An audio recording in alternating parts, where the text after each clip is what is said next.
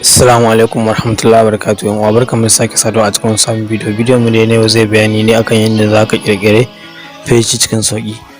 Zamu je cikin settings din wayar mu kamar cikin settings din Facebook din mu kamar haka, sai mu dauki wannan gurin da aka saka create, sai mu dauka ba mun dauka zamu dauki wannan get din, ba mun danna wannan get zai tambaye mu saka sunan page namu, ba mun zamu kokarin saka suna yanzu nishadi zalla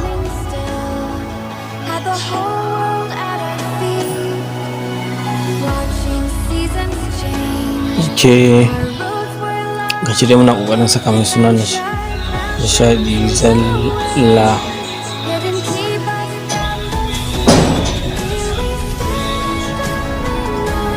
Ok, yanzu mun saka za mu kokarin next, ba mun sake danna next za ya nuna mana wannan gurin, sai mu zaɓi irin abin da muke so, amma da yake cikin gaggawa ne za mu ɗauki duk wanda muke so saboda dai dan mu nuna ma jama'a ne. Ba mu ɗauki wannan mun danna ba mun ɗauke shi,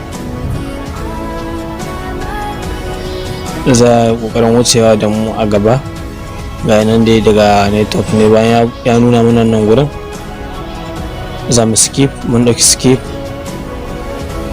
anan ma sai mai skip, daga baya sai mu dora putun namu.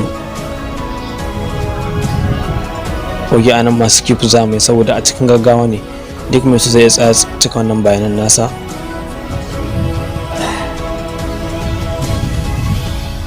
Bayan ya cika skip, yanzu mun bude page mu lafiya lau. To haka ne zaka ka bude page ka cikin sauki ba tare ka sha wahala ba. Idan yau ne farkon zai taka wannan channel, muna roƙonka da kai danna mun subscribe. Nagode.